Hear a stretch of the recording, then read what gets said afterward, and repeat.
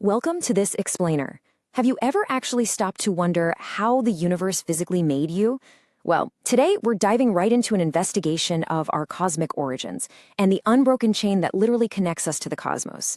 We're going to go on a wild journey. We'll scale all the way down to the fundamental fabric of reality, and then zoom all the way back out to the exploding stars that physically shaped the DNA inside your body. So what are you actually made of?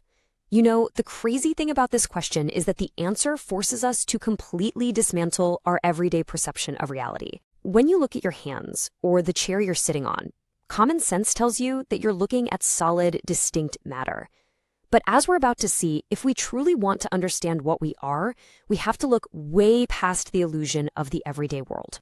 We've all heard this famous quote, right? We are literally made of star stuff. It sounds like poetry, a beautiful sentiment. But actually, it isn't just a metaphor. It is a literal mechanical process of the universe. The step-by-step reality of how the cosmos physically constructs you is just an absolute mind-bending ride.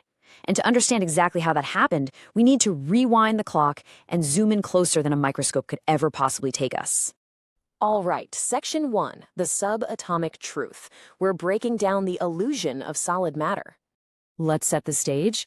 The universe began with the Big Bang about 13.8 billion years ago. And here is a totally fascinating fact. Initially, there were no atoms at all. None. Zero.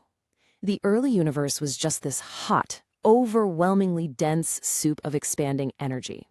It was way too hot for anything remotely solid to form. So, where did the pieces of you actually come from? Okay, so to really get what you are, we kind of have to toss our whole concept of solid matter out the window. The electrons and quarks making up the atoms in your body, they're actually just localized vibrations in fundamental quantum fields. Think of a quantum field like a vast, invisible ocean that fills the entire universe. When that cosmic ocean gets a sudden burst of energy, it ripples, and that tiny splashing ripple is what we call a particle. You are, quite literally, a breathtakingly complex symphony of these quantum vibrations that originated from the residual energy of the Big Bang. Which brings us to Section 2, forged in stellar ovens. Let's look at how the universe cooked up complex matter. Because having subatomic particles floating around is one thing, but getting them to stick together to form you requires some serious cosmic heavy lifting. As the universe expanded and cooled down, those quantum vibrations finally locked together.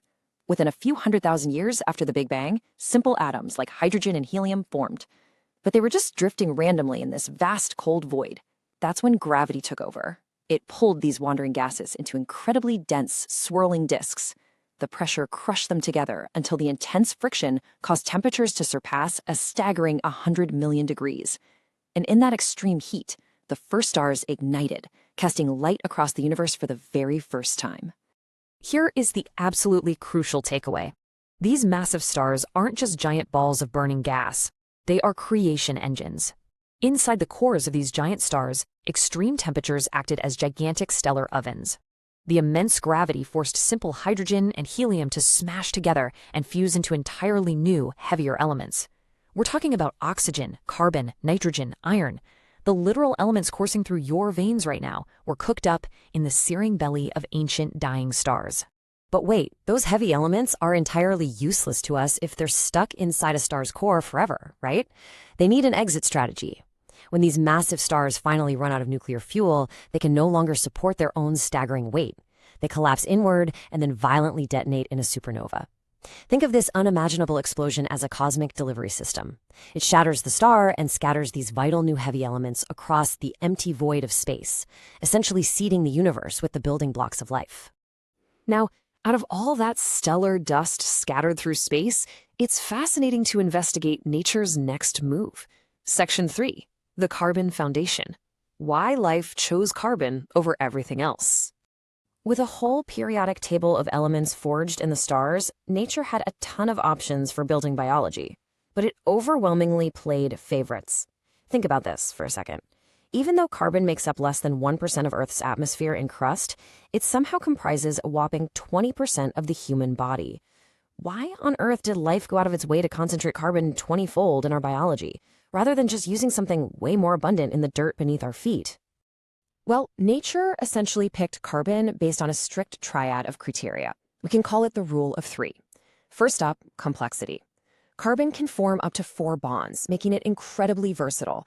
It's like the ultimate Lego brick that connects on all 4 sides, allowing for the massive, spiraling complexity of things like our DNA. Second, cosmic abundance. It just happens to be one of the top 5 most abundant elements in the solar system.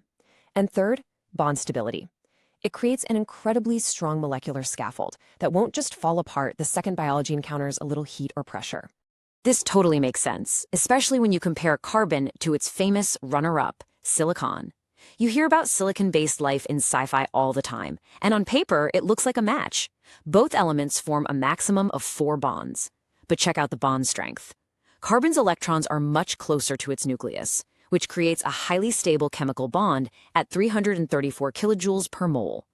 Silicon's bonds are way weaker, at only 196 kilojoules per mole. You simply cannot build a massive, complex biological skyscraper on a weak, wobbly foundation. Carbon won the cosmic lottery because its architecture is nearly twice as strong as silicon's. And that leads us to our final twist. Section 4, the ongoing cosmic connection. Let's look at how distant, dead stars actively shape our biology today. It's so easy to fall into the trap of thinking the stars just built our atoms billions of years ago, dusted off their hands, and left us alone. But the truth is, they are actively shaping us right now. See, when those ancient stars explode in a supernova, they don't just eject atoms. They eject unbelievably energetic particles called cosmic rays. These are tiny subatomic bullets that constantly flood the universe, traveling at nearly the speed of light, piercing right through our planet day and night. Just picture the incredible journey of a single cosmic ray. It's born in the violent death of a supernova. It travels for millions of years at the speed of light across the cold, dark galaxy. Then, bam, it smashes into Earth's atmosphere. This high-speed collision is literally like a train crash, shattering air molecules and raining a massive cascading shower of trillions of invisible secondary particles down onto the surface, and right through you. Okay, here is where it gets absolutely mind-blowing, the profound impact this invisible rain has on our world. These rays act like cosmic seeds. Out in deep, freezing space dust, their energy physically synthesizes the very first prebiotic molecules of life. Here on Earth, as they pierce the atmosphere, they open electrical paths that trigger lightning storms, the very lightning that likely sparked our primordial soup. And incredibly, as they pass through living cells, they cause microscopic DNA typos, mutations that actually allow species to adapt and evolve over time. There's this quote from atmospheric scientist Jasper Kirby that I just love, and it perfectly summarizes our entire investigation. He notes that the stars may not have abandoned us after just making our atoms. They may have continued to look over us through cosmic rays. These distant stellar forges have been continuously shaping our climate and driving our biological complexities since the Earth began. We are bound to them in a dynamic, ongoing relationship. So as we wrap up this explainer, I want to leave you with one final, mind-bending thought to take away. You are a localized quantum vibration, fused in the heart of a dead star, held together by incredibly stable carbon bonds, and actively being mutated by the light-speed shrapnel of distant supernovas. If the explosive deaths of distant stars are still actively writing our genetic code today, what will they turn us into next?